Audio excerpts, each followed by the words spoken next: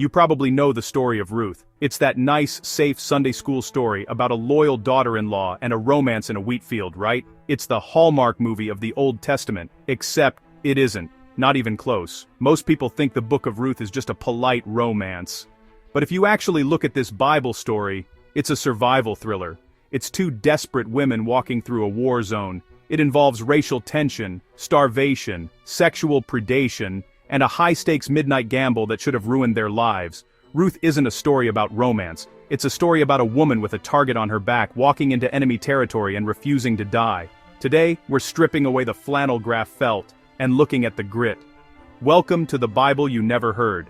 To understand why Ruth's story is so dangerous, you have to understand when it happens. The very first verse tells us, "In the days when the judges ruled." If you know your Bible history, you know that the era of the judges was basically the purge. There was no king, no central government, and the text explicitly says, everyone did what was right in their own eyes. It was a time of civil war, religious corruption, and absolute social chaos. Enter our protagonist, Ruth. She isn't just a widow, she is a Moabite. To an Israelite living in this era, a Moabite wasn't just a foreigner, they were the historic enemy. Deuteronomy 23 explicitly banned Moabites from entering the assembly of the Lord. They were associated with idolatry and seduction. So, here is the setup. A famine hits, an Israelite family moves to Moab, the men die, and Naomi, the mother-in-law, decides to go back home to Bethlehem, bitter, broke, and empty, and Ruth decides to go with her. This isn't a fun road trip. This is a young foreign woman with no male protector, walking into a lawless country that legally and culturally despises her people. Now, the relationship between Naomi and Ruth isn't just a mother-in-law story, it's a pact written in blood. When we get to the part about Ruth and Boaz, notice that she isn't waiting to be rescued. Let's look at the stakes here. In the ancient Near East, a widow without sons was arguably the most vulnerable person in society. You had no property rights. You had no social standing. You were entirely dependent on the charity of men. Naomi knows this. That's why she tries to force Ruth to stay in Moab. She basically says, "Look, I have nothing to offer you. My life is over. Don't ruin yours." But Ruth drops one of the most famous lines in Scripture. "Where you go, I will go. Your people will be my people, and your God, my God." Now, we usually read this at weddings. It's beautiful, but in context, it's terrifying. Ruth is voluntarily leaving her safety net. She is leaving her father's house, her only source of protection, to become a beggar in a land where she is a racial outcast. When they arrive in Bethlehem, the text says the whole town was stirred. But notice what happens. Nobody offers to help them. Naomi is bitter, telling everyone to call her Mara because God has made her life bitter. She's depressed and defeated. So, Ruth, the foreigner, has to step up. She has to feed them, and this leads us to one of the most dangerous activities a woman could do in the ancient world: gleaning. Gleaning is a nice word for scavenging. The law allowed the poor to pick up the grain dropped by the harvesters. But here is the reality. You are a woman, alone, bending over in a field full of rough, seasonal laborers, far away from the city walls. The book of Judges is full of stories of violence against women. The fields were not safe. When Ruth goes out, she happens to land in the field of Boaz. Now watch what Boaz says to her when he notices her. He doesn't just say, "Welcome." He says, "Stay here. I have ordered the men not to touch you." Think about the implication of that sentence. Boaz had to issue a specific restraining order to his own employees. He tells her to stay close to his female servants. Why? Because if she wandered into another field, or if she was alone with the men, assault was a near certainty. Later, Naomi confirms this fear. When Ruth comes home, Naomi says, "It is good, my daughter, that you go out with his young women, because in another man's field, you might be harmed." This isn't a rom-com meet cute.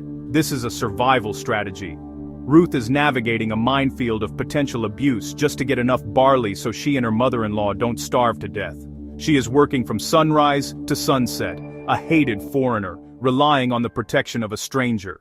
Things seem stable for a few weeks, but the harvest is ending. Once the harvest is done, the food runs out, and Boaz's protection ends. They are back to square one. So Naomi comes up with a plan. And honestly, it's a crazy plan. It's risky, it's sketchy, and if it goes wrong, it's fatal. She tells Ruth to wash up, put on perfume, go down to the threshing floor where the men are sleeping, wait until Boaz has eaten and drunk, and then uncover his feet and lie down. Okay, let's be real. In Hebrew idiom, feet can sometimes be a euphemism, but even if we take it literally, this is incredibly suggestive. A woman approaching a sleeping man in the middle of the night at a threshing floor, which were notorious for being places of prostitution, is a recipe for disaster. If Boaz wakes up and thinks she's a prostitute, she's disgraced. If he wakes up and rejects her, she's humiliated and maybe exiled. If someone else sees her, her reputation is destroyed. Ruth is risking everything on the character of this one man. She creeps in, she uncovers his feet. He wakes up, startled. Who are you? And here is the power move. Ruth doesn't just ask for charity, she invokes a specific law. She says, "Spread the corner of your garment over me, strictly because you are a guardian redeemer." She is proposing marriage, but not for love, for legal redemption. She is calling him out on his obligation to save the family line. She is essentially saying, "Put your money where your mouth is. If you are a righteous man, save us." It is a high-stakes confrontation in the dark. And Boaz, he is blown away. He calls her a woman of noble character. He realizes the risk she took. She didn't go after rich younger men. She came to him to save Naomi's family line. The gamble pays off. The next morning, Boaz navigates the legal red tape, buys back the land, and marries Ruth. But here is the wildest part of this explained badly version of Ruth. This book isn't just about a nice lady getting a husband, it's a political and theological mic drop. Remember, this is the time of the judges, a time when Israelites were acting like animals. And who is the hero of this story? Who is the woman of noble character? A Moabite, the enemy. The author is showing us that while God's chosen people were busy killing each other, a foreigner came in and outfaithed them all. Ruth, the outsider, showed more loyalty, more courage, and more faith than almost anyone else in that era. And the ultimate payoff? Ruth and Boaz have a son named Obed.